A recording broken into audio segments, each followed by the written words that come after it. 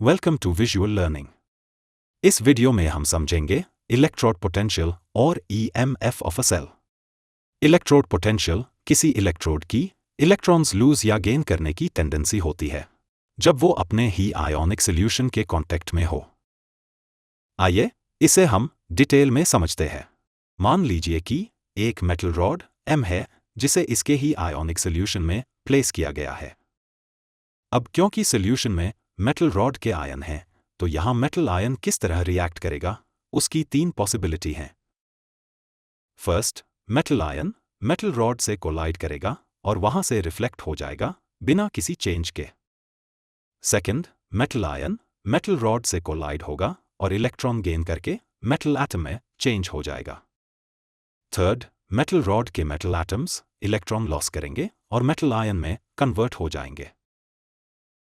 अब अगर हम ये मान के चले कि मेटल आयन की टेंडेंसी है कि वो इलेक्ट्रॉन गेन करे, तो वो मेटल रॉड से इलेक्ट्रॉन गेन करेगा। ऐसा होने पर मेटल रॉड पे पॉजिटिव चार्ज क्रिएट हो जाएगा।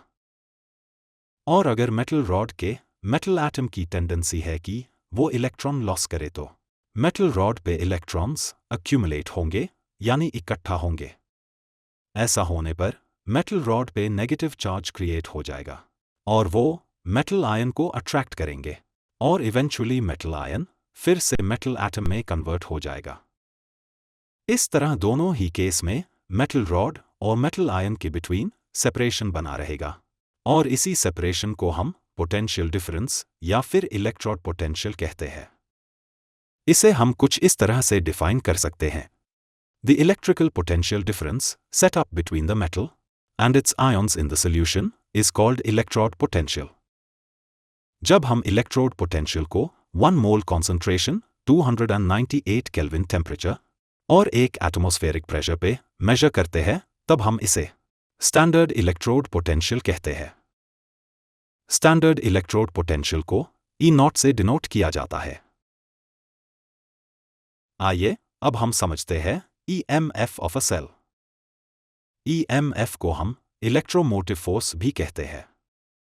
इसे हम सिंपल सेल पोटेंशियल भी कह सकते हैं।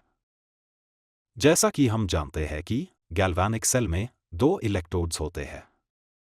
एक इलेक्ट्रोड की इलेक्ट्रॉन गेन या लॉस करने की टेंडेंसी दूसरे से ज्यादा होती है।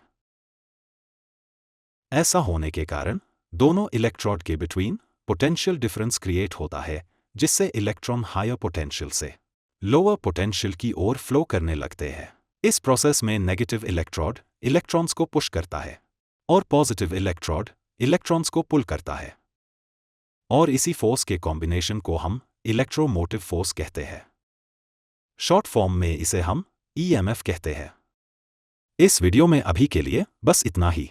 अगर आपको हमारा ये वीडियो अच्छा लगा तो हमारे इस चैनल को सब्सक्राइब करें, इस वीडियो को लाइक और शेयर करें।